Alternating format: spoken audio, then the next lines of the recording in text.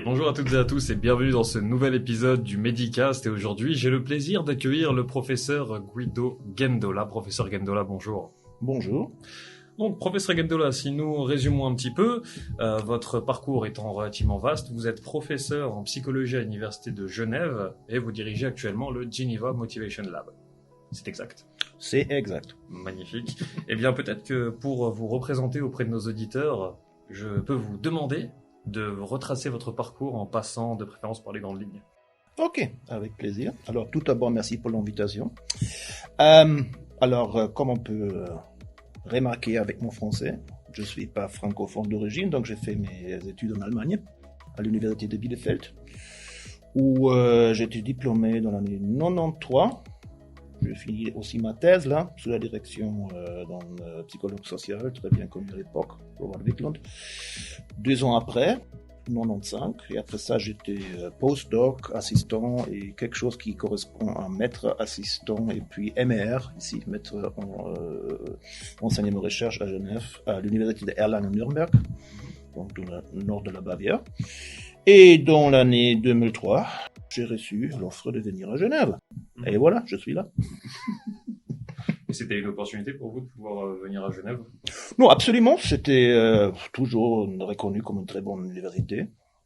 À l'époque, on a eu, je pense, quelques difficultés avec le changement de génération, mais on a recruté, ce qu'on a dit à l'époque à moi. On cherche des jeunes qui sont très motivés, donc le mot-clé, et veulent aussi changer quelque chose, internationaliser. Ce qu'on fait en psychologie, et on a recruté plusieurs professeurs relativement jeunes. Donc, comme moi, j'ai reçu l'offre avec 35. Donc, c'était très très jeune, mais je n'étais pas le seul qui était relativement jeune à l'époque qui a été recruté. Et voilà, donc c'était une opportunité. J'avais aussi des possibilités en Allemagne, donc c'était avec une famille, c'était des décisions à prendre, mais on a décidé. Et on n'a pas regretté. Pour revenir un petit peu sur votre parcours, mais surtout sur vos principaux sujets de recherche, vous m'arrêtez si je me trompe, si j'ai mal fait mes devoirs. Mais donc, on a parmi ces sujets l'attribution causale, émotion, humeur et affect, psychologie de la santé, motivation et fixation d'objectifs, soi et identité. Et j'imagine que j'en oublie encore certains. Il me semble que vous avez fait des travaux, notamment en lien avec l'hypertension et la motivation, quelque chose comme ça. Alors, on fait beaucoup de psychophysiologie. Ça veut dire le lien entre, c'est un gros mot en guillemets, l'esprit, les processus psychiques et le corps. Mais c'est vrai, alors, j'ai travaillé sur tous les sujets que je vous avais mentionnés. L'axe principal de nos recherches est toujours la psychologie de l'effort. Donc, ça veut dire la mobilisation des ressources pour faire quelque chose, comment on peut gérer ça, où il y a le monde, un désengagement, sous quelles conditions on s'investit beaucoup, sous quelles conditions on fait moins, etc. Mais c'est tout juste ce que vous avez dit. Nous avons aussi un accent très fort sur des processus affectifs qui sont impliqués dans notre comportement. Ça veut dire nos sentiments, comment ils influencent ce que nous faisons, mais aussi des seuls, c'est un peu psychologique, etc., mais les représentations mentales des émotions, ça veut dire notre savoir simplement. On peut activer avec des stimuli, des fois dans une manière très implicite ou inconsciente, qui nous rappellent à nos vécus affectifs, des émotions qu'on a ressenties dans des situations différentes et leur impact sur notre comportement. Très bien, on va revenir là-dessus par la suite. Avant cela, j'aimerais vous demander pourquoi avoir choisi la psychologie. Alors, ça c'est une très bonne question. Alors, je sais pas. Franchement, je sais pas. Je trouvais ça très intéressant. Donc, quand je fais l'école en Allemagne, avant, on a eu des cours aussi. C'était même en major pour moi, en sciences d'éducation. Et en fait, ce que nous avons fait là, c'était 2 ans beaucoup de psychologie. Donc, on a traité tous les behaviorismes, les trucs comme psychanalyse et tout ça. Donc, j'avais déjà une base. Je trouvais ça très très intéressant en fait. Et puis, j'avais l'occasion de voir un cours à l'université de Bielefeld 1 année avant je suis allé là. C'était drôle parce que c'était la même personne avec laquelle j'ai fait plus tard mon mémoire de recherche pour le diplôme, ce correspond au master et aussi ma thèse. Et j'ai trouvé ça fascinant parce qu'il a parlé, alors comment on peut en fait manipuler les gens et comment on peut tirer quelque chose des observations de ce que les gens font sans savoir, comme par exemple des mesures si quelqu'un est implicitement raciste. À l'époque, aujourd'hui, il y a même des chercheurs qui disent que nous sommes tous racistes, mais il y a des gens qui peuvent le contrôler. C'est tout. C'est pas la carte blanche pour les racistes de dire c'est bon, non, c'est pas comme ça. Hein. Mais qu'il y a une tendance de catégoriser et d'être un peu, moi je n'aime pas les étrangers, etc. Et bon, on a présenté là des mesures en psychologie sociale pour mesurer les attitudes implicites, on appelle ça, comme par exemple si vous avez plusieurs chaises, il y a une personne noire et vous avez 5 chaises à côté, alors vous entrez la salle d'attente et quelle chaise vous cherchez. Et j'étais toujours fasciné par ces mesures implicites, ça veut dire très indirectes. Et aussi la manière dont laquelle notre esprit fonctionne. Et quand j'ai commencé mes études après, j'étais du coup fasciné par ce sujet de motivation, qui était traditionnellement un sujet très très grand en Allemagne, dans les recherches fondamentales, mais aussi dans l'application. Je pense qu'on parle aussi un peu des côtés pratiques, comme la motivation peut influencer la vie des étudiants, la vie académique, mais aussi la vie privée peut-être, par les aspects de santé et tout ça. Et voilà. Donc, je trouvais ça très, très intéressant, mais répondre pourquoi je trouve ça intéressant, je trouve très, très difficile. Alors, j'ai dit toujours à mes filles, posez pas la question à vos compagnons, pourquoi tu m'aimes, parce que il va répondre, mais ce sont des mensonges, je ne sais pas. On peut l'expliquer, bien sûr, mais je suis très, très sûr qu'on ne sait pas. Voilà. Et donc, il me semble aussi que vous enseignez énormément. J'ai la même charge que les autres. J'ai peut-être des cours un peu plus grands que la moyenne, mais bon. Et qu'est-ce que l'enseignement, ça représente pour vous? Tout d'abord, un plaisir. Et maintenant, posez pas la question pourquoi, parce que je sais pas. Mais ça me plaît. Alors, en fait, quand j'étais jeune, j'ai fait pas mal de musique et je me sens bien sur scène. C'est une chose, hein. Donc, j'aime ça bien de parler aux gens, de communiquer aussi avec des grands auditoires, alors d'avoir vraiment le contact visuel et d'expliquer des choses. Donc, c'est quelque chose qui me plaît. Et pour justifier ce plaisir, je pense que c'est énormément important parce que ça, c'est le transfert de notre savoir et aussi ce que nous savons pas, donc les problèmes scientifiques qui existent, à la prochaine génération. Et faire ça de une manière solide, ça veut dire vraiment qu'on ne raconte pas des conneries, donc quelque chose qui est science-based, on appelle ça. D'expliquer aussi comment la pensée scientifique fonctionne.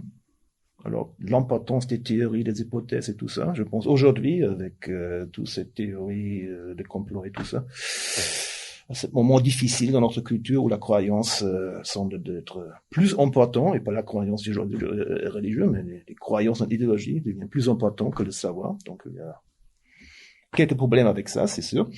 Donc, je pense que c'est très important de aussi enseigner la manière dans laquelle on peut penser dans une manière critique, mais ouverte. Et de vraiment faire la distinction entre quelque chose qui fait du sens et quelque chose qui fait pas du sens. Toujours, il y a une idée, est-ce qu'il y a de l'évidence? Et quelle est l'évidence? Il parle pour ou contre? Voilà. Donc, en général, je pense que c'est très, très important de faire ce transfert à la prochaine génération. C'est aussi quelque chose que je trouve stimulant parce que, à mon âge, c'est toujours bon d'avoir aussi des contacts avec des jeunes parce que on reste dans le monde, hein. On reste dans le monde. Et voilà, donc je pense que c'est quelque chose de super important. Et je suis très, très, très partisan aussi pour l'enseignement présentiel, parce que tout cet aspect de communication, je pense beaucoup des étudiants font l'expérience maintenant avec des cours à distance. Il y a quelque chose qui manque. Hein. Alors c'est quelque chose qui manque. Les podcasts sont super, mais peut-être on serait aussi mieux sur scène maintenant avec un petit auditoire et fait la talk show, je sais pas. Mais voilà. Donc bref, je trouve ça important, plaisant, stimulant. Et voilà. Et pas seulement du boulot. C'est une partie du boulot, mais c'est une partie du boulot qui me plaît. Il y a plusieurs choses que j'entends là dans vos dires qui m'interpellent un peu, qui m'intéressent. Là, vous aviez parlé pendant un temps de la psychologie un peu plus en général et du fait que vous adorez enseigner, mais maintenant le point qui m'intrigue, c'est que là vous êtes à la direction du Geneva Motivation Lab. Oui, parce que je suis le chef de l'équipe et j'ai créé cette labo. C'est comme ça. C'est ma fonction. Mais la motivation, alors, est mon sujet parce que, en fait, motivation, c'est le processus qui crée le comportement. Donc, c'est un processus psychique qui détermine qu'est-ce que nous faisons. Alors, aller boire un verre avec des amis ou étudier à la maison et comment nous faisons. On oublie ça fréquemment, mais c'est très, très important parce que là, il y a un problème majeur pour vraiment réussir aussi à l'université. Alors, c'est pas seulement le pourquoi, qu'est-ce que je vais faire, mais aussi le comment. Et je trouve ça énormément important, c'est la base de tout. Et aujourd'hui, c'est très très reconnu. Quand j'étais étudiant, donc l'Allemagne, c'était toujours quelque chose comme le Headquarter of Motivation Research, à côté des États-Unis, mais il y a une très grande tradition dans la psychologie allemande à côté de ça. Mais en général, motivation, c'était aussi quelque chose qui était un peu négligé dans les années 90. Parce que c'est la grande époque du cognitivisme. Même avec l'idée, nos sentiments, nos désirs, nos besoins, tout ça, ça c'est la variance d'erreur, on appelle ça. Donc ça c'est quelque chose qui est biais, c'est un biais dans notre bon fonctionnement. Il faut contrôler tout ça. Et ça a changé énormément. Et aujourd'hui, on est très très reconnaissant. On est très très reconnaissant que ces processus motivationnels, nos besoins, pourquoi, qu'est-ce que c'est pertinent à un moment donné, est énormément important pour notre fonctionnement cognitif, qui pilote en fait. Alors la direction d'attention, notre attention à des choses, à apprendre quelque chose, la structure de mémoire, c'est très très très fortement lié à des questions motivationnelles. Qu'est-ce que c'est pertinent pour nous et pourquoi? Pourquoi quelque chose devient pertinent? C'est une question clé dans la vie et ça c'est la motivation. Voilà. Donc c'est la base de tout pour moi. Et comme ça, bon, je suis très content d'avoir ce privilège de faire quelque chose dans mon métier qui m'intéresse vraiment. Voilà.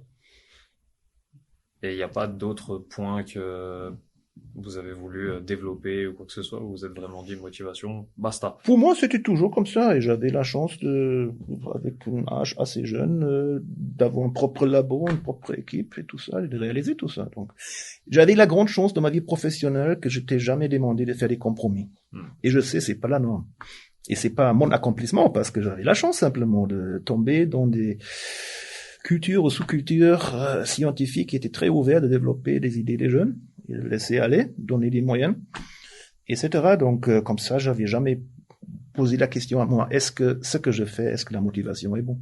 Quand j'étais au début de ma carrière, après le doctorat, il y avait bien sûr aussi des autres personnes qui m'ont dit alors prudence parce que maintenant c'est cognitivisme, c'est social cognition. C'est le grand truc, alors avec la motivation, ils comprennent pas qu'est-ce que tu fais, mais bon. Ça fonctionnait. Mais je suis pas du tout missionnaire. Je peux seulement expliquer un peu pourquoi je suis ici. Et je suis très conscient que c'était aussi un privilège d'avoir toute cette liberté, je sais. Aussi dans le monde académique, il y a beaucoup de gens qui ont le sentiment, au moins, de devoir faire quelque chose. Pour moi, c'était toujours assez facile de créer mes propres idées et de réaliser tout ça. Et c'est pourquoi je fais ça. Donc, pour moi, c'était jamais nécessaire de mettre mon intérêt pour la motivation en question parce que ça fonctionnait. Ça fonctionnait au niveau de la recherche, ça fonctionnait au niveau du développement de carrière parce que j'avais la chance. Ce sont toujours les conditions qui étaient très favorables. Voilà. Mais votre motivation, elle joue aussi là-dedans. Pardon ? Votre motivation, elle joue aussi là-dedans, du coup. Bien sûr. Alors, c'est l'intérêt, mais je peux vous dire, j'ai un intérêt énorme de comprendre le comportement et pourquoi on fait les choses et comment on fait les choses et comment on peut améliorer tout ça. Mais je peux pas répondre à la question pourquoi je sens intérêt. Il y a des théories psychologiques qui peuvent expliquer ça, mais pour moi, je sais pas. Et en fait, je m'en fiche. L'intérêt est une plante très très fragile. Hein, alors, il faut la bien arroser et protéger et pas mettre en question. Ça peut aider énormément. C'est intéressant. Donc, il faudrait juste aller vers ce qu'on aime, sans... Comme j'ai dit, j'avais la chance. J'avais la chance. Non, pas du tout. Alors, j'ai 2 filles qui sont adultes maintenant. J'ai jamais fait l'éducation de dire, vous faites ce que vous voulez, ce que vous aimez. Il faut gérer les choses. Mais une chose qui est sûre pour moi aussi, il faut jamais négliger ce côté affectif, ça veut dire plaisir, intérêt. Si vous faites la recherche, par exemple, si vous faites ça sans intérêt, ça peut pas aller bien. Et si vous faites la recherche aussi pour des raisons de carrière, ça va pas aller bien. Dan Batson, le fameux chercheur sur le comportement prosocial, il a toujours dit, alors, if you want to do good research, you have to do it for your own. C'est un peu la masturbation mentale, on peut dire, mais c'est vrai. Et beaucoup des gens qui avaient un très grand impact sur le champ, c'était pas des carriéristes. Ça fonctionnait aussi pour quelques maisons qui ont survécu pour des décades avec leur idée. C'était toujours des gens qui étaient très focalisés sur ce projet et qui ont réalisé des trucs. Voilà. Donc c'est très important, mais bien sûr, nous avons toujours dans la situation de gérer les choses. Je répète, j'avais vraiment beaucoup d'avantages d'avoir toujours la possibilité de faire ce que trouvé intéressant. Et j'ose aussi dire ça fonctionnait très bien. C'est pourquoi je suis ici aussi, hein, parce que si vous faites de la recherche, ça fonctionne pas, ça peut arriver. Hein. Je pense que c'est difficile de faire une carrière académique. Mais voilà, donc il faut trouver cette bonne gestion. C'est un très grand sujet aujourd'hui. L'autocontrôle, l'autorégulation, particulièrement les processus. Mais je pense qu'on a réalisé aujourd'hui que c'est pas une bonne idée de suivre cette idée principale des années 80, 90, de dire alors c'est le processus cognitif et le reste il faut éviter, contrôler parce que ça gêne seulement. Il faut l'utiliser parce que particulièrement nos sentiments, ils ont un impact énorme sur ce que nous faisons et ils sont une source d'information très très importante, très compacte. Donc il faut pas bien réfléchir. Si j'ai une émotion, vécu émotionnel, je sais exactement pourquoi. Je parle pas des humeurs, que j'en ai une vraie émotion. Il y a le grand chien qui me menace. Je sais, j'ai peur du chien et je sais tout de suite quoi faire. C'est tout clair. Hein, c'est génial. Et voilà. Donc, il faut utiliser ça. Il faut pas supprimer. Mais mettre tout ça en accordance aussi avec nos buts à long terme. En général, dans l'autorégulation, vous avez toujours le même problème. Aussi chez des étudiants. Si on est jeune, c'est peut-être encore plus difficile que pour les personnes plus âgées. Vous avez des buts à long terme, mais ils sont tellement loin. Et ils sont très abstraits au début. Et vous avez vos besoins, et vous avez connecté avec ça les buts à court terme, qui sont très présents, très attirants. Et gérer ça, c'est pas toujours facile pour tout le monde. Mais il faut y arriver. Donc, exclure une chose va pas aider. Mais est-ce que le mieux, du coup, c'est d'avoir des objectifs court terme, long terme, ou les deux? Les deux, mais si vous faites quelque chose à long terme, il faut très bien planifier pour avoir des petites étapes à court terme qui vous apportent au but. Donc, le bon exemple est toujours, si vous faites des études en psychologie, c'est 5 ans. Au début, tout le monde, j'adore ça, premier cours, alors vous avez un intérêt, une attention incroyable. Tout le monde est 100% intéressé, 100% attentif. Si vous commencez de régler les choses, c'est silence dans la salle. Oui, après 4-5 semaines, ça peut changer lentement. Hein? Donc, c'est quelque chose qu'on peut utiliser. Et qu'est-ce que c'était la question? Attendez que je me souvienne. Oui, les objectifs à court terme et long terme. Est-ce que c'est ça. C'est que je voulais dire. Alors là, tout le monde a cette but à long terme. Je veux devenir psychologue, mais à court terme, c'est aussi très attirant. C'est nouveau. Qu'est-ce qui se passe ici? Hein? C'est un nouveau monde. Mais après quelques semaines, on voit aussi, bon, je connais ce monde maintenant un petit peu, mais cette but à long terme est toujours là. Diplôme. Hein? Mais maintenant, il y a la fête, maintenant je peux faire ça, maintenant il y a le podcast sur la psychologie, quelque chose comme ça. Et bon, ça attire, hein. À côté de la satisfaction de nos besoins primaires, biologiques simplement. Il faut manger, il faut dormir, il faut boire. C'est déjà un problème pour beaucoup de gens, hein, de gérer tout ça. Donc, si vous avez un but à long terme, c'est difficile. Il y a aussi eu des gens qui ont dit, mais plutôt, je pense, dans la spiritualité, oublier les buts loin, c'est le maintenant. Laisse couler. Ça peut fonctionner. Le bouddhisme, mindfulness, tout ça, ça aide beaucoup les gens. Bon, dans ma tête allemande, je pense, ça fonctionne pas trop bien. Ah, c'est plutôt tunnel tout droit. Il y a des collègues qui disent, même, je suis suisse maintenant, mais je suis tellement allemand que... Mais c'est pas vrai. Ils se trompent tous. Je connais des Allemands beaucoup mieux. Je n'aime pas. Bon, bref, c'est une blague, bien sûr. Non, c'est vrai. Et donc, si on revient un petit peu sur votre parcours, parce que, on y revient encore une fois plutôt. Il y a une question qui me vient. On parlait des objectifs court terme, long terme, etc. Vous avez parlé du master, mais moi, j'aimerais parler un petit peu du doctorat. Est-ce que vous pensez que c'est vraiment une option peut-être nécessaire? Et qu'est-ce que ça peut apporter? Ça dépend de votre but à la fin. Si vous voulez faire la recherche, travailler à l'université ou une haute école comme ici, c'est pas focalisé sur la recherche, mais on fait aussi la recherche, non? Si vous voulez faire un parcours académique sans doctorat, c'est pas possible. C'est comme pour travailler dans la pratique sans diplôme en psychologie, c'est pas possible. C'est simplement c'est ça. Sans doctorat, c'est pas possible. C'est la carte entrée. Le prix minimal, il faut payer pour faire partie. C'est ça. Donc, c'est ça. Mais j'avais aussi plusieurs doctorants qui étaient très clairs du début, qui ont dit, je veux faire vraiment une thèse. Je veux les 3 ans maintenant bien encadrés dans un projet de recherche. J'aime ça. J'aimais ça avec mon mémoire. Je veux pas poursuivre une carrière scientifique Par exemple, la plupart voulaient faire la psychothérapie après.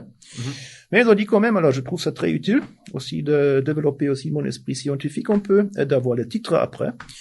Et ma femme est psychothérapeute, elle a un doctorat et je sais que ça ouvre des portes. Donc c'est quelque chose qui est très bien aimé.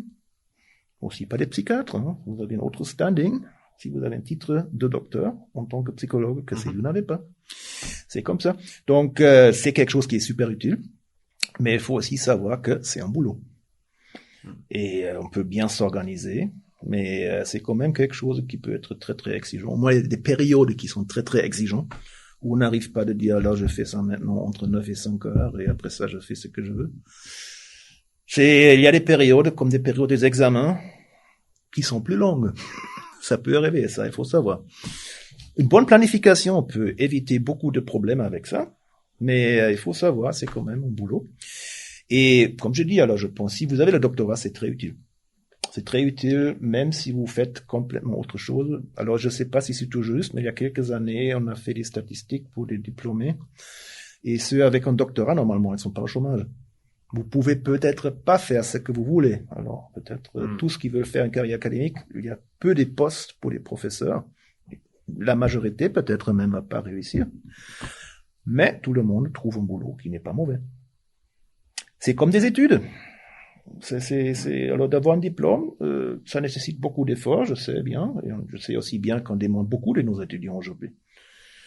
Mais c'est aussi un privilège si vous avez votre diplôme, parce que vous avez aussi la carte d'entrée de faire un boulot avec beaucoup plus de liberté et beaucoup plus de possibilités de faire quelque chose que vous intéresse que si vous n'avez pas. C'est ça. Et qu'est-ce qui a fait que vous avez finalement pris la recherche plutôt qu'autre chose, comme vous nous l'avez dit? C'est parce que encore une fois, la plus simple. Ça m'intéressait du début, mais je sais pas pourquoi. Peut-être j'avais toujours besoin dans ma pensée d'avoir cette cadre empirique. J'aimais ça très bien, alors d'avoir l'idée.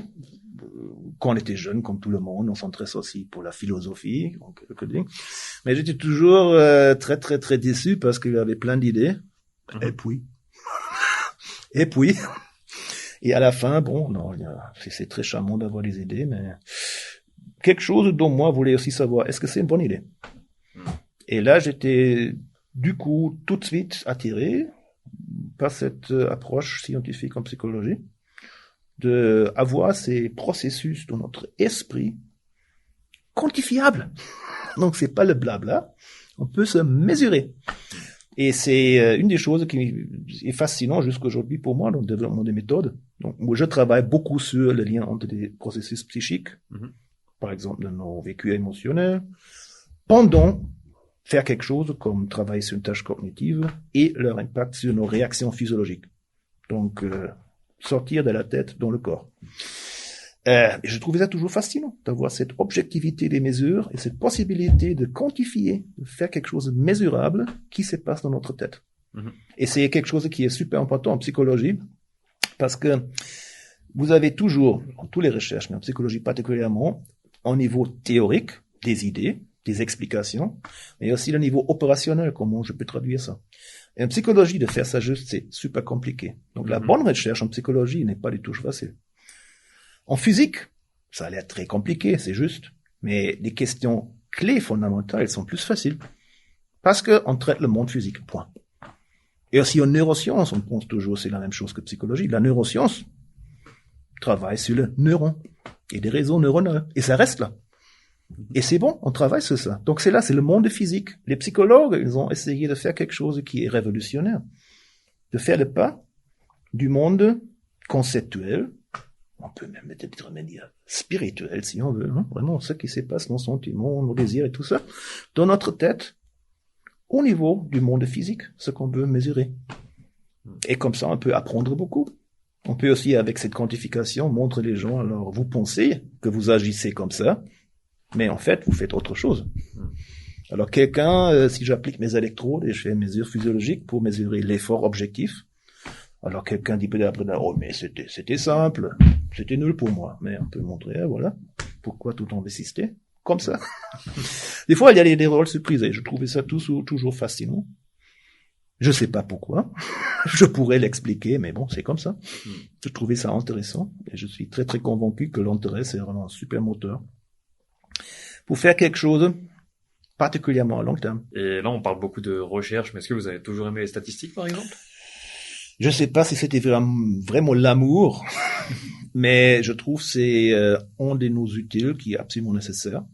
En psychologie, on a développé beaucoup, on a une super formation, on a beaucoup de compétences. Si on comprend tout ça, il y a aussi des étudiants qui passent seulement l'examen, mais si vous comprenez tout ça, c'est super.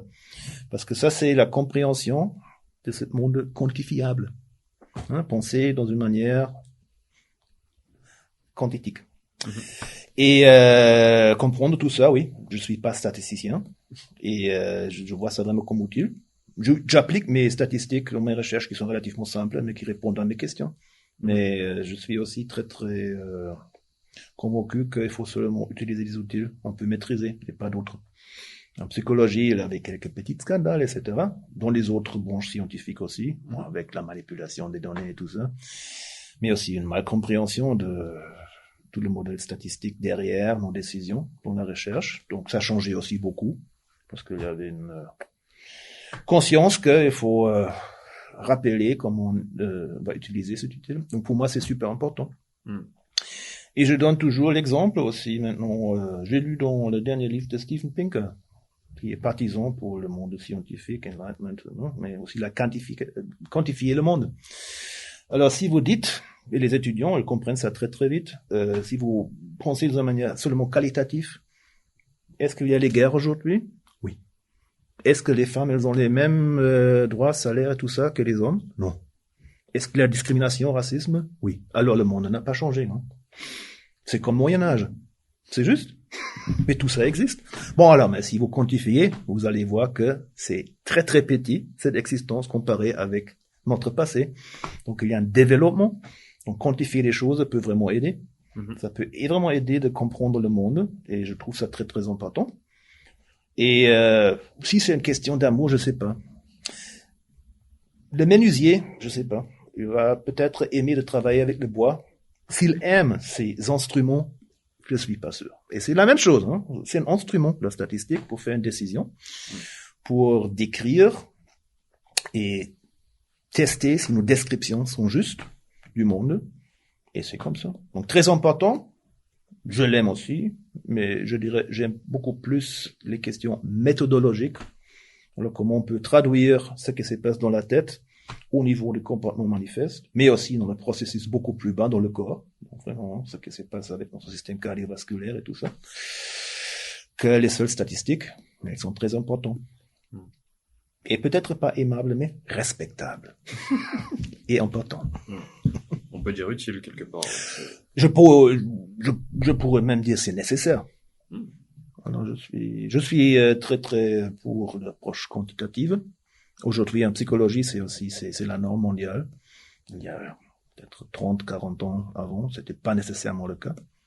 Aussi en France, alors c'était très très qualitatif, beaucoup de psychanalyse. À Genève, non. Est-ce que c'est pas un peu le côté allemand, un peu pragmatique qui...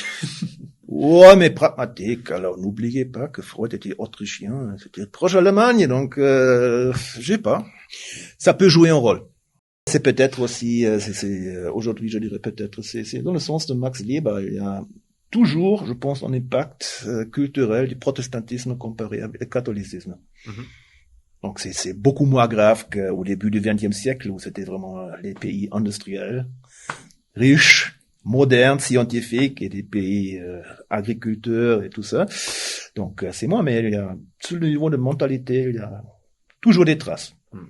Aussi en Suisse, on est très fiers. Il y a beaucoup de catholiques, mais en fait, on est très fiers d'avoir cette approche pragmatique, tolérant, scientifique, calme, tout ça. Donc ça joue un rôle. Et ça peut aider. Donc je suis pas catholique, peut-être c'est ça le secret. C'est pas nécessairement, peut-être il faut plutôt cette éducation dans le sens effort, pragmatisme et tout ça. Et si on revient sur l'effort et la motivation en l'occurrence pour les étudiants, qu'est-ce que vous pouvez nous en dire, même si on a déjà parlé des objectifs court terme, des objectifs long terme, est-ce qu'on pourrait peut-être parler du lien qu'il y aurait entre motivation et émotion dans les études? Alors, Il y a eu un débat sur ça. Est-ce que la motivation est la même chose? Est-ce que c'est une autre chose? Je pense, c'est très clair, la motivation est le processus qui détermine le comportement. Et des émotions font partie de ça. Pour moi, nos états émotionnels qui sont activés à un moment donné, parce qu'ils nous donnent clairement un but nécessaire pour la motivation, savoir qu'est-ce que je veux faire. Ils mobilisent même des ressources avec des réactions physiologiques pour le faire. Donc, c'est un peu le autopilote motivationnel, si on veut. Donc, ça joue un rôle, bien sûr. Mais il y a aussi des effets indirects, comme par exemple, pour l'intérêt, on est motivé si quelque chose est intéressant. On sait aujourd'hui bien, ça fonctionne bien, cette explication, des choses deviennent très intéressantes pour nous si quelque chose est complexe, mais pas tellement complexe que je peux pas comprendre. Donc quelque chose complexe, mais compréhensible. C'est quelque chose qui stimule beaucoup d'intérêt. Les travaux de mon collègue Paul Sylvia, par exemple. Ça, c'est une chose, donc on est en train d'explorer. À long terme, il y a peut-être même des effets un peu indirects, parce que si je m'intéresse, je suis prêt de m'investir. Et si j'ai deux étudiants, ils font la psychologie parce que ils n'avaient pas une meilleure idée. Et psychologie attire beaucoup de gens. Peut-être, je sais pas les statistiques, mais peut-être ils sont tous super fascinés par la psychologie, ils veulent devenir psychothérapeutes, ils savent chercher quelque chose. Peut-être simplement parce que c'est intéressant. Et c'est vrai, c'est toujours utile. Même si on ne travaille pas, on peut apprendre beaucoup. Mais si je prends deux étudiant 1 est vraiment super intéressé. Il veut comprendre comment ça fonctionne. Étudiant 2 n'a pas autre chose à faire. Alors, qui va préparer les examens avec plus de vigueur, qui va mémoriser plus dans les cours, qui est plus attentif, et qui aura les meilleures notes, Mais voilà. Et particulièrement, si vous avez quelque chose qui est intéressant, peut-être parce que vous avez un peu d'autonomie aussi de déterminer qu'est-ce que vous faites, ça va justifier beaucoup d'efforts. Et dans un projet de 5 ans, il y a des périodes difficiles, ça c'est sûr, en examen, rédiger le mémoire à la fin. Vous avez besoin d'une bonne justification de l'effort, parce qu'autrement on laisse tomber. Et ça existe aussi. L'étudiant qui est sûr avant l'examen qu'il va pas réussir, il va pas mobiliser d'efforts pour faire ça. Il va tirer la carte, certificat médical, deux engagements, il vient pas. Ça veut pas dire que tous les certificats médicaux, mais c'est sûr, il y a aussi une partie des étudiants qui fait ça parce que c'est très logique en fait aussi, c'est très rationnel si on veut. Pourquoi m'investir dans l'examen si je suis sûr que je vais pas réussir? Voilà. Et ce que je veux dire, je pense tout ça est moins probable chez les étudiants qui sont vraiment intéressés. Parce qu'ils sont plus prêts de mobiliser toutes les ressources, tout le temps, tout l'effort, tout ça, pour comprendre. Et si vous avez ça, il y a des études qui montrent ça très très clair. Vous avez un meilleur effet sur la performance, sur la persistance, ça veut dire de continuer de travailler. Avant vous dites, alors maintenant j'ai assez aujourd'hui. Si vous lisez des textes pour les examens qui sont pas intéressants pour vous, vous lisez probablement moins longtemps que quelqu'un qui trouve ça très intéressant. Et voilà. Et il y a aussi des effets sur le bien-être à long terme, bien sûr. Ça veut dire, si vous avez toujours l'idée, alors c'est une exigence, ces examens, ces études, ou si vous dites, je veux arriver au diplôme, et l'examen, c'est inutile. Si j'ai pas ça, c'est la prochaine étape, c'est plutôt un défi. Alors bon, vous allez bien, je pense, même si c'est pas toujours agréable de passer ou faire des examens, mais vous avez moins du mal, beaucoup plus de bien-être pendant les études que quelqu'un qui a toujours le sentiment c'est exigé, ça m'intéresse pas, mais je dois autrement, je vais pas finir mes études. Et bon, alors l'intérêt, c'est quelque chose très très important avec beaucoup des effets. Je pense un des effets à long terme est vraiment la justification de l'effort par l'engagement. Nous avons maintenant un programme de recherche qui montre aussi au moins à court terme pour quelques minutes.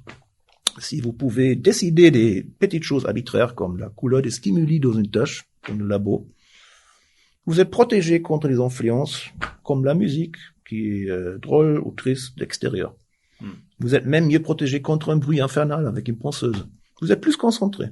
Vous avez plus d'engagement. Ça dure quelques minutes, mais à long terme, vous avez un effet qui est similaire. Mais là, il faut plus d'intérêt parce que ce sont des épisodes. Et ça veut dire, alors, pour l'intérêt, il y a aussi un facteur qui joue un rôle, ça veut dire donner des gens un peu le sentiment que c'est pas une obligation, ce qu'ils font, mais de choisir. Mais je rappelle aussi les étudiants quand même, ils oublient ça. Ils sont tous là parce qu'ils ont choisi d'être là. Hein, je pense qu'il y a très peu, peut-être personne, j'espère personne, mais peut-être très très peu qui étaient exigés de faire des études en psychologie. Donc c'était leur choix.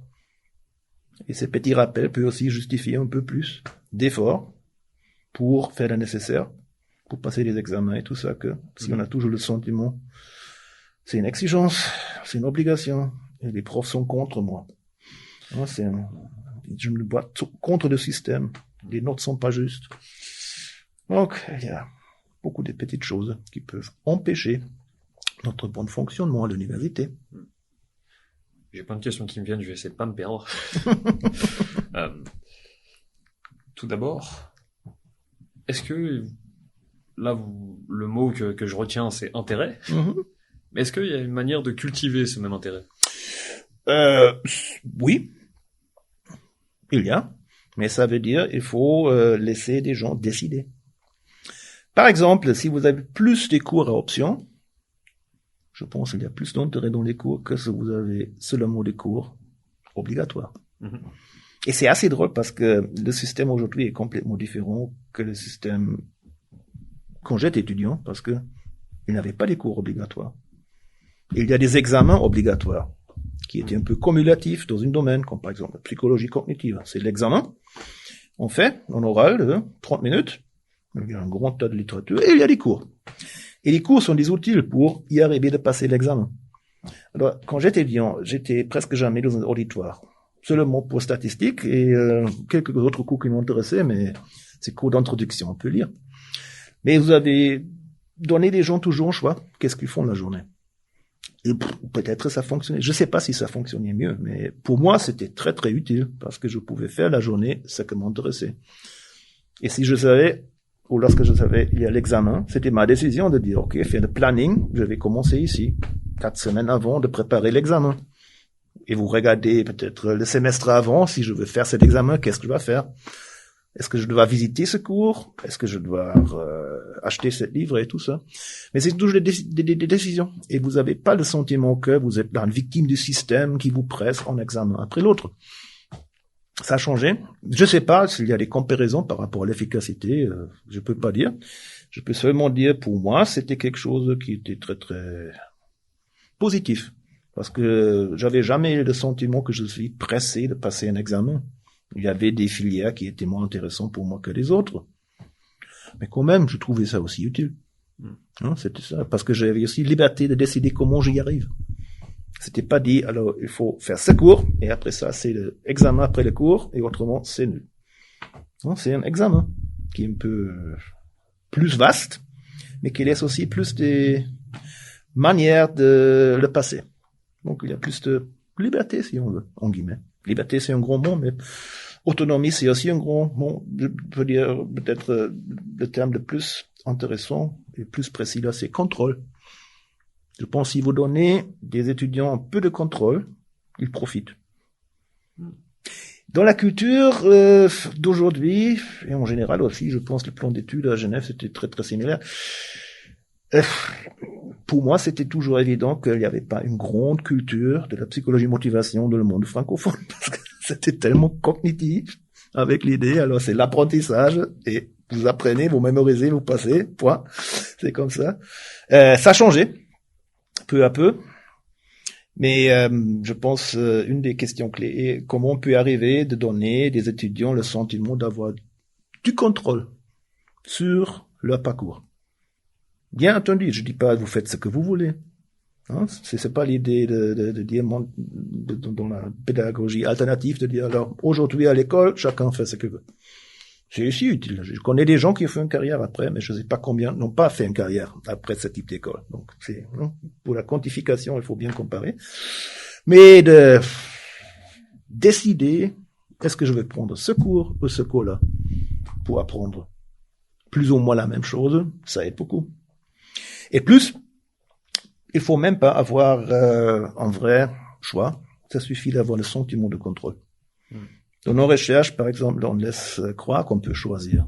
Tout le monde fait la même tâche, mais il y a la moitié qui croit, maintenant je peux décider. Par exemple, c'est une tâche de mémoire, une tâche d'attention. C'est la même tâche qui a les deux composantes, mais une partie doit le faire, comme d'habitude dans une expérience, et l'autre partie peut décider, réfléchir une minute et dire, alors bon, je veux faire la tâche d'attentionnel.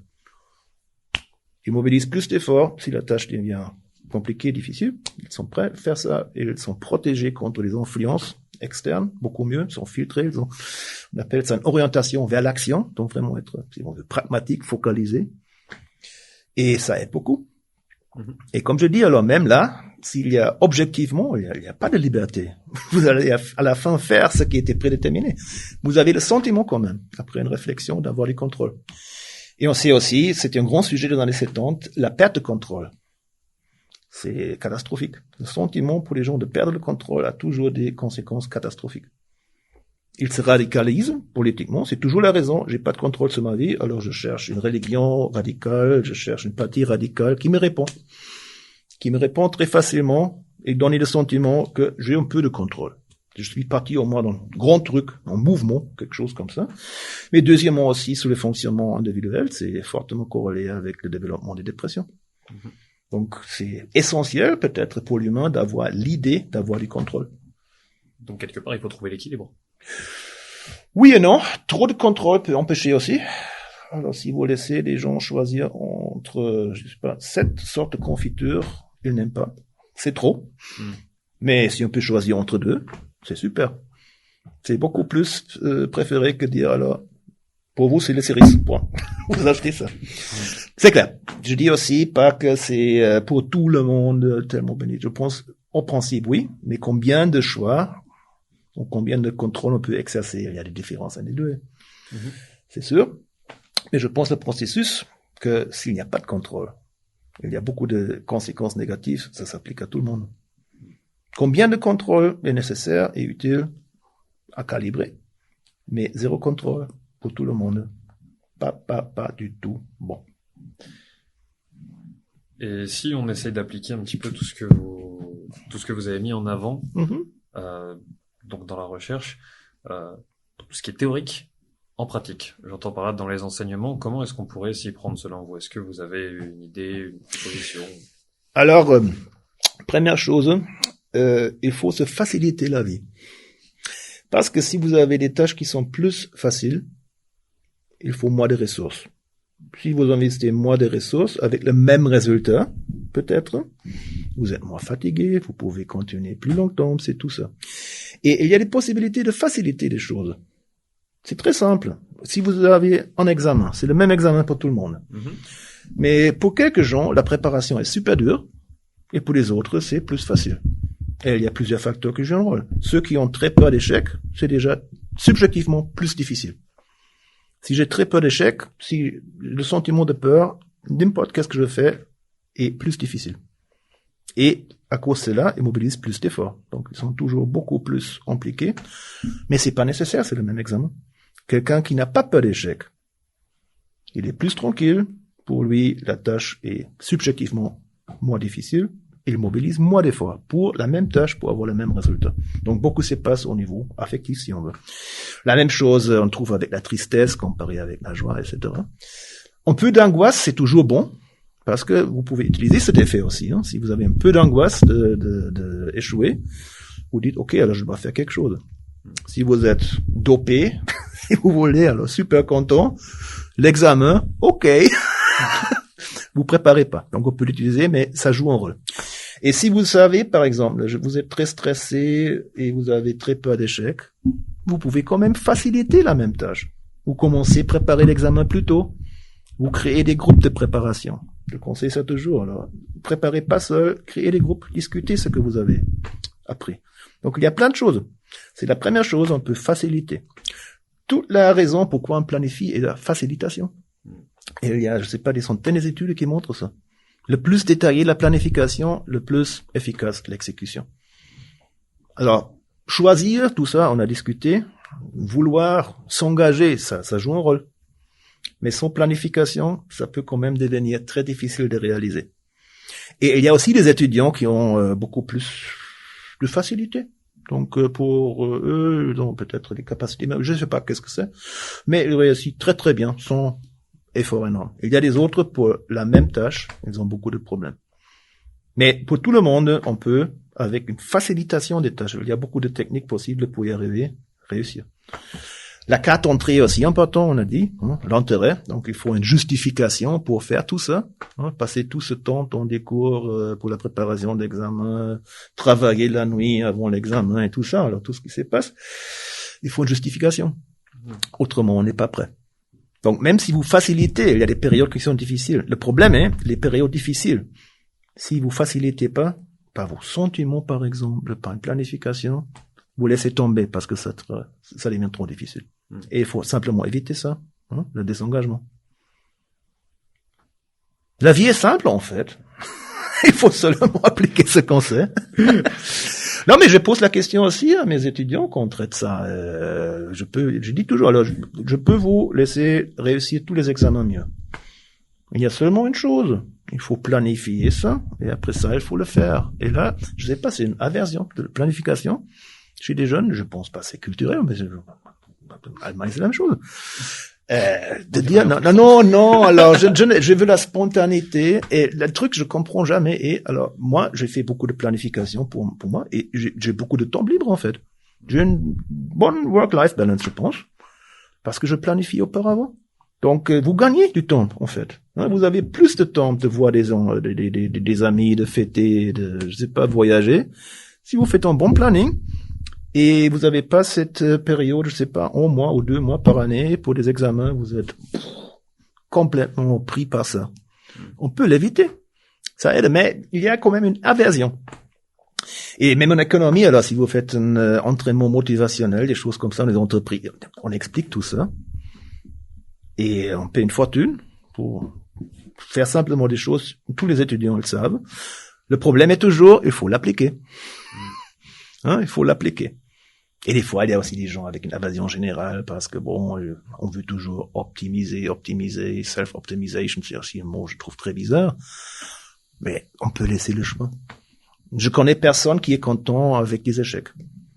Peut-être ça existe, je connais personne qui est content avec des échecs.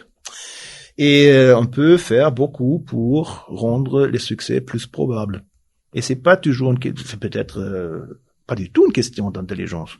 De quelques capacités de base, mais je pense que tous les étudiants, ils ont des capacités de base de réussir à l'université parce que ils ont déjà réussi au collège. Donc ils savent lire, ils savent travailler ils savent tout ça. Ils ont des capacités. Mais quand même, il y a beaucoup qui vont pas réussir. Donc, c'est pas une question des capacités fondamentales qui sont nécessaires, que tout le monde a. C'est aussi une question, qu'est-ce que je fais avec mes capacités? Et là, beaucoup de techniques possibles. Planification, savoir ses réactions affectives, contrôler ça, savoir comment ça fonctionne. Comme par exemple, savoir si je suis mécontent, la vie est plus dure. Ok. Peut-être c'est pas une bonne idée de faire pas le nécessaire pour être pas triste dans la préparation des examens. Voilà. Donc, il y a des choses qu'on peut contrôler et appliquer pour faciliter la vie. Bien. Donc, merci pour toutes ces réponses, professeur Gendola. Il y a une autre chose qui me vient à l'esprit maintenant, c'est comment est-ce qu'on évite le mal du siècle, à savoir la procrastination? Bon, peut-être avec une focalisation, planification, sur ce qui est nécessaire à faire, donc prioriser, par exemple, les choses. Comme ça, vous n'avez pas le sentiment, je vais pas réussir, et pour éviter que je vais échouer, je commence pas. C'est moins dur que l'échec. Mais bref, alors, il y a des choses qu'on peut faire pour éviter ça. Le contrôle sur son propre comportement joue toujours un rôle là, parce que si vous laissez des gens décider, même des petits choix arbitraires, comme quel type de tâche, quelle couleur de stimuli. Ceux qui décident, ils ont une tendance immédiatement de vouloir commencer.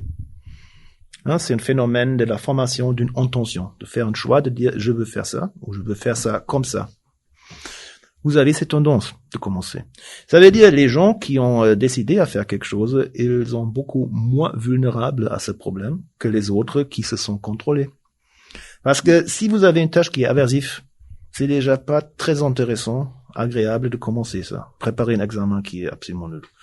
Mais si vous avez quand même quelques choix, comment faire ça, etc., ça peut aider. Donc, c'est ça. Il y a aussi des différences individuelles. On sait, il y a des différences individuelles par rapport à des gens qui sont très orientés vers l'action et les autres plutôt orientés vers l'état.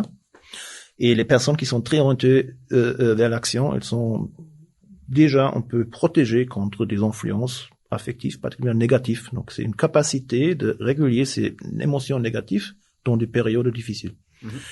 Si vous avez deux personnes et l'une personne est focalisée sur son but, elle va bien fonctionner. Si vous avez une deuxième personne qui se pose toujours la question, mais alors, est-ce que je vais réussir ou pas? Pourquoi je suis ici? C'était une bonne décision? Je sais pas. Qu'est-ce que je fais avec ma vie? On va pas réussir. Il a plein d'autres choses dans la tête. Donc, c'est vraiment dispositionnel, ça existe. Et tout ça est quand même aussi au niveau situationnel parce qu'il y a des facteurs qui peuvent, favoriser une orientation vers l'action. Mmh. Et ça veut pas dire qu'on n'a pas des sentiments, on n'est pas nécessairement le robot comme mon foie. Mais on peut contrôler, hein, et de dire, ok, alors si je dois réussir l'examen en statistique, c'est peut-être pas une bonne idée d'être toujours super content, parce que si je suis très content, je sais que j'ai une tendance de penser de manière plus créative et moins focalisé, logique, et penser logiquement, focaliser sur les détails, c'est peut-être plus adéquat pour passer l'examen statistique. Comme exemple. Et voilà, donc on peut utiliser ça. Mais procrastination, c'est toujours la question pourquoi on commence pas. Alors pourquoi il y a ce phénomène? Et il y a des gens qui n'ont pas ce problème. Ce sont pas des gens équipés avec des dons énormément super et rares. C'est quelque chose qui est une habitude, si on veut, comment on agit. Donc la capacité de se concentrer, si on veut. Et tout ça, on peut l'apprendre. Donc il y a beaucoup d'interventions relativement simples. On peut faire dans la psychologie pédagogique, qui compte ici en Suisse sous la forme aussi psychologie clinique. Et il y a plein de programmes à appliquer. Comment on peut gérer ça? Et au niveau pédagogique, vous appliquez certaines choses dans vos cours et dans vos examens, par exemple? Dans les examens, il n'y a pas beaucoup de marge de manœuvre parce que nous avons le problème que nous avons des cours très très grands. Mmh. Donc là, il n'y a pas beaucoup d'alternatives pour un cours avec 400 ou 300 étudiants que faire un QCM. Malheureusement, je n'aime pas, mais c'est comme ça. Dans les petits examens, cours, séminaires, par exemple, on laisse rédiger. Alors, il y a une question par semaine et ils doivent répondre, rédiger. C'est une libre rédaction d'une page à répondre à cette question. Comme ça, je pense, vous avez déjà plus de sentiment de contrôle. Même si vous êtes exigé pour valider le cours, de répondre à la question, mais ce que vous répondez, c'est à vous. Ça change beaucoup. C'est pas la question de faire un résumé de ce que vous avez écouté, c'est la question, vous avez écouté quelque chose, et maintenant, il y a la question, alors, qu'est-ce que ça fait? Dans ce sens-là. Et je pense que ce format est très très utile, on peut l'utiliser, mais il y a beaucoup de contraintes quand même. Mm-hmm. Ce que j'essaie est de garder l'intérêt. Ça veut dire, j'essaie de regarder les gens et parler avec des gens. J'essaie d'être aussi des fois un peu surprenant.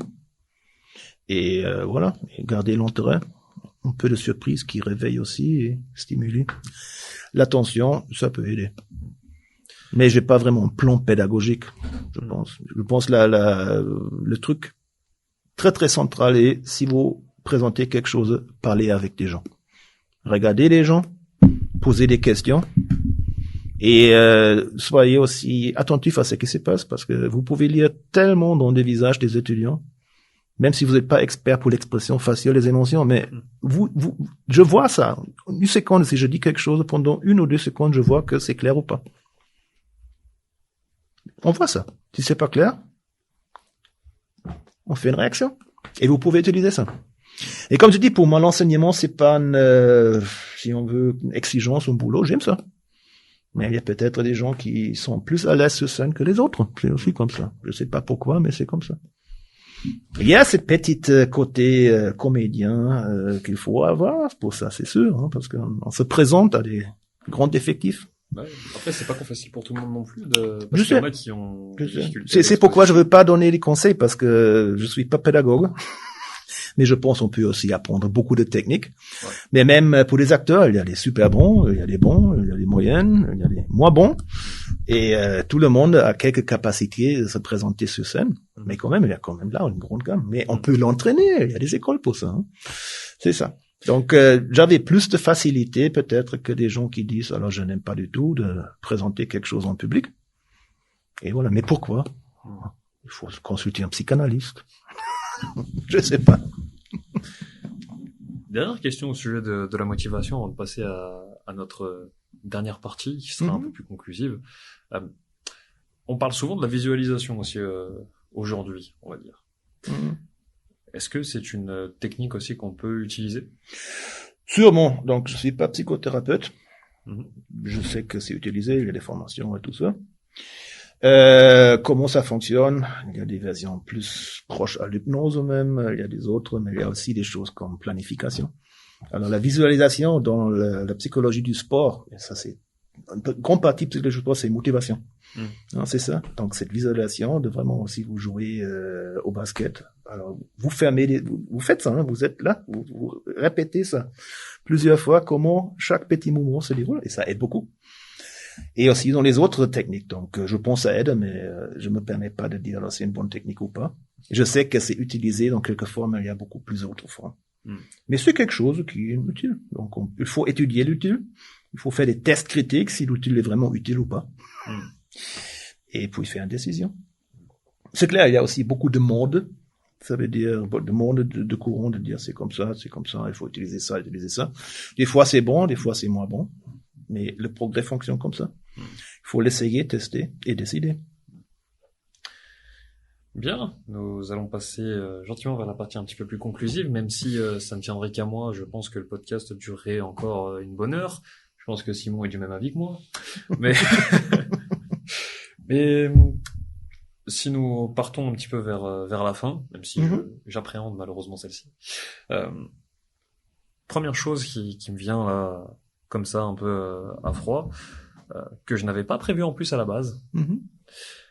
Est-ce que je peux vous demander votre avis plutôt sur la psychanalyse et sur Freud notamment? Et je connais pas Freud, trop jeune. Il était déjà mort, 30 ans, je suis né, mais quand même, pour moi, c'était aussi une porte d'entrée dans la psychologie, parce que comme j'ai dit au début, quand j'étais à l'école, on avait des cours en pédagogie, sciences d'éducation, on a traité beaucoup de psychologie et beaucoup de psychanalyse au début aussi. C'est quelque chose qui est fascinant, mais je vois ça plutôt dans le contexte historique. Ça veut dire, c'est comme Karl Marx, la première grande analyse du monde économique et du travail. Et pour Freud, c'était la première grande analyse de ce qui se passe dans notre esprit. La psychanalyse s'est basée énormément sur la philosophie germanophone, pas seulement allemande, mais germanophone, aussi en Autriche, etc. Aujourd'hui, je suis complètement convaincu qu'il y a des meilleures choses à faire. Pour mes raisons, parce que c'est quelque chose que vous pouvez pas falsifier, vous pouvez pas vraiment quantifier. Il y avait des projets dans le passé de faire ça, mais c'était jamais vraiment réussi. Et à la fin, vous avez le problème que ça peut fonctionner. Des fois, ça fonctionne pas. C'est très long. Et il faut toujours savoir que vous savez pas vraiment si ça fonctionne et pourquoi, parce qu'on peut le croire ou pas.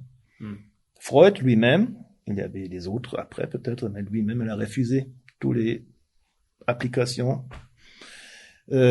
scientifiques dans le sens on va tester, on veut étudier, on peut faire des expériences pour tester. Il a complètement refusé. Donc il a pensé strictement qualitativement. Parce que bon, il avait aussi ce petit traumatisme. Il était un neurologue d'excellence. Il voulait devenir prof à l'université et ça fonctionnait pas pour plusieurs raisons. Et voilà, donc il a refusé. Il a exclu ce monde-là. Comme je dis, c'est super intéressant. J'enseigne ça aussi première année parce que c'est une théorie de motivation qui est très logique. Alors c'est pas que les enfants veulent coucher avec leurs parents et ça marche pas et après ça ils sont traumatisés. C'est un peu la vulgarisation, mais il y a une théorie motivationnelle qui, je pense aujourd'hui, pas maintenable pour plusieurs raisons. Il y a même des preuves contre. Mais comme c'est très logique, c'est un bon exercice dans la logique. Et historiquement, c'était énormément important, particulièrement pour la psychothérapie. Mais voilà, ça a sa place. Il faut le savoir, je pense, au moins la théorie de base. Pourquoi? Il faut savoir aussi qu'il y a une explication, une théorie derrière. C'est pas, comme je dis, une vulgarisation de notre vie interne. Mais aujourd'hui, donc, il y a des raisons pourquoi la psychanalyse a très peu de place dans la psychologie académique. Aujourd'hui. Pour passer sur un autre sujet, mais je vous remercie d'ailleurs de cette réponse qui m'a fortement intrigué pour le coup. Est-ce que vous pouvez me donner un point positif et un point négatif en lien avec votre profession actuelle et le monde de la recherche, je dirais? Positif, donc comme je dis, alors c'est ma vie, donc pour moi c'est très positif. Négatif, bon, alors bien sûr il y a toujours des périodes difficiles comme maintenant avec des coupures financières qui font la recherche plus difficile, particulièrement pour les jeunes. Il y a aussi toujours quelques difficultés avec la qualité, ça dépend. Aujourd'hui, je pense, on fait beaucoup d'efforts de faire des choses très propres. Mais il y a aussi, dans le monde actuel, beaucoup de soupçons des fois. Et il y a des applications, des standards qui sont très très très clairs aujourd'hui, comme accessibilité de ces données, tout ça. Donc vraiment transparence. Il y a le côté négatif qui devient avec ça, des fois c'est un soupçon que tout le monde triche. Et une chose qui est toujours un peu négative, c'est, je pense qu'il y a beaucoup de chercheurs en psychologie qui prétendent d'avoir une approche théorique pour des très bonnes raisons, parce que sans théorie, vous pouvez pas faire la recherche, je suis sûr, parce qu'il faut savoir qu'est-ce que je veux tester, pourquoi et comment. Mais en fait, ils font autre chose. Donc cette approche dans laquelle j'étais formé, de vraiment avoir une explication d'un phénomène, arriver à des prédictions très claires. Je peux répondre avec oui ou non qui sont basées sur des explications. Je teste ça dans des expériences. Et voilà, après ça, je dis la théorie est OK ou pas. Tout le monde enseigne ça comme ça, mais c'est pas toujours appliqué. Donc des fois, les théories sont déconnectées de la recherche, seulement avec une explication, il y a ça. Et maintenant, nous faisons ça. Donc là, je pense on peut travailler aussi avec toutes les améliorations par rapport à la méthodologie. C'est quelque chose qui est fréquemment oublié. En psychologie, la nécessité d'une approche théorique. Qu'est-ce que c'est une théorie? Qu'est-ce que c'est une bonne théorie? Pourquoi c'est nécessaire? Je dis pas utile, pour moi c'est nécessaire. À quoi ça sert? Et comment il faut traduire ce niveau théorique, nos explications, au niveau de la recherche. Parce qu'à la fin, la théorie est tout dans la recherche. Les tests qui est important, mais sans théorie, il faut pas un test, je pense. Parce que le progrès scientifique, c'est quoi? Progrès scientifique est trouver des explications pour des phénomènes. Ça veut dire trouver des explications on n'a jamais avant expliquées, dans n'importe quel sens. Et deuxièmement, trouver une meilleure explication pour quelque chose. Mais toujours trouver des explications. Et explication, c'est théorie. Explication et théorie. Donc, il faut toujours chercher le développement des théories. C'est le progrès scientifique. Donc, sans théorie, pas de recherche raisonnable. Là, je suis très radical. Et ça me manque des fois un petit peu parce que les années récentes, pour de très bonnes raisons, avec aussi des bons résultats, on est très focalisé d'améliorer le côté opérationnel, empirique. Alors vraiment, ce qu'est seulement la quantification, l'analyse des données. On a oublié un petit peu pourquoi on fait ça. Et là, je pense que c'est très important de mettre un accent sur ce côté-là. Il y a une chose du coup, j'ai envie de rebondir un petit peu là-dessus. Vous avez parlé vraiment du sens. J'ai l'impression que c'est quelque chose d'important de pouvoir mettre du sens sur ses actions. Parfois, ce même sens est un petit peu vulgarisé sous la forme de réussite, de succès. Comment est-ce que vous comprenez ces termes? Comment je comprends le succès? Alors, de réussir à réaliser ce qu'on veut. Ça veut dire ce qui est vraiment intéressant, ce qu'on veut, ou qu'on pense vouloir, ce qui n'est pas une exigence, ce qui n'est pas pressé, c'est pas sur ordonnance, mais quelque chose j'ai décidé à faire, réussir avec ça. Comme par exemple, si je développe tous les 10 ans une nouvelle théorie, d'avoir des premières études qui parlent vraiment, ça c'est une bonne idée. Ça c'est génial, ce sentiment. C'est la réussite. Et là, je m'en fiche si la communauté scientifique voit ça comme moi. Pour moi, c'est super. Et si je peux le publier, c'est bon. Moi, j'ai compris quelque chose. Ça, c'est un sentiment très, très satisfaisant, je trouve. S'il y a une bonne réception, ok, mais ça peut pas être la raison pour y réussir. Bon, pour moi, c'est vraiment réussir, c'est réaliser ce qu'on voulait réaliser. Et pour vous qui êtes actuellement dans une carrière académique, comment est-ce que vous envisagez du coup la suite? La retraite. Et puis la mort. Je pense que c'est inévitable, je vais mourir un jour. Mauvaise nouvelle pour tout le monde. Que tout le monde va mourir, mais c'est vrai, mais je sais pas. Peut-être j'ai une crise cardiaque demain. C'est possible. Alors, je fais pas des plans pour après retraite. Mais j'aime très bien mon boulot, en guillemets, ma fonction, mon travail. Et j'ai pas des plans pour après. Peut-être je fais rien, peut-être je fais un peu l'application. Comme je fais ça de temps en temps. Dans les hôpitaux, des fois dans les entreprises, etc. Vous pouvez présenter un peu le know-how motivationnel. Et on peut faire ça. Ou je pars dans un autre pays, où il n'y a pas de retraite avec 60 ans, je sais pas. Pour l'instant, je suis content avec ce que je fais.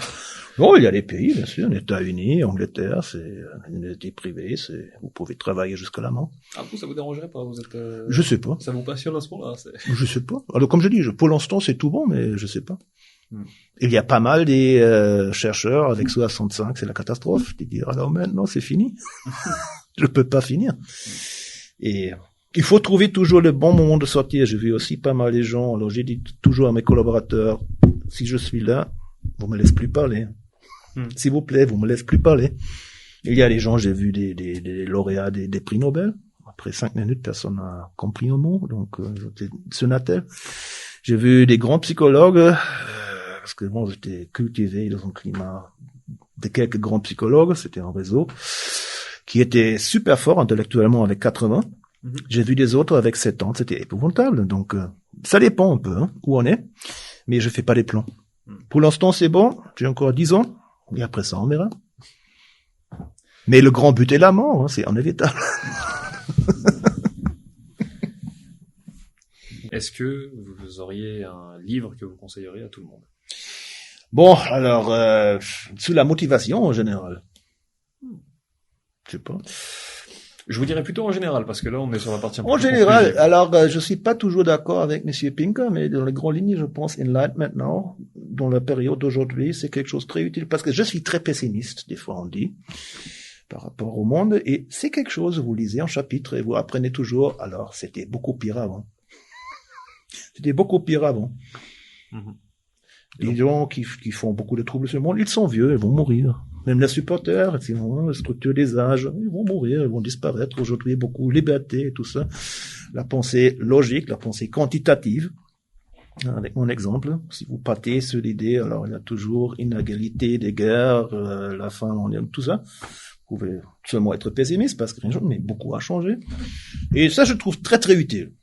Très très utile, et aussi avec une petite perspective historique. Comme je dis, je ne supporte pas toutes ces idées, même cher collègue à Harvard, M. Pinker, mais je trouve ça très très utile. Donc vous diriez un bouquin de M. Pinker? Le dernier, c'était en anglais, c'était Enlightenment Now. Je sais pas, c'est sûrement traduit en français parce que il a Lumière maintenant, je sais pas. Comment il s'est traduit? On cherchera la référence. Ouais, c'est ça. Moi, il était même invité ici à Genève. J'ai pas vu la présentation, mais c'était un des grands noms pour la leçon de printemps. Ça fait 3-4 ans. Et là, il avait encore ce truc sur la violence, je pense, qui est aussi très, très, très bien. Avec sa thèse radicale qui est contre le zeitgeist dans les revues et les politiciens que le monde est tellement dangereux.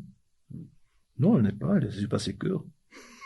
Et c'est vrai, alors quand je compare, quand j'étais jeune, la violence qui était habituelle, vraiment habituelle, dans les écoles, dans la rue, même dans les familles, j'étais comme, ça n'existe plus presque. Ça existe toujours, mais pensée quantitative,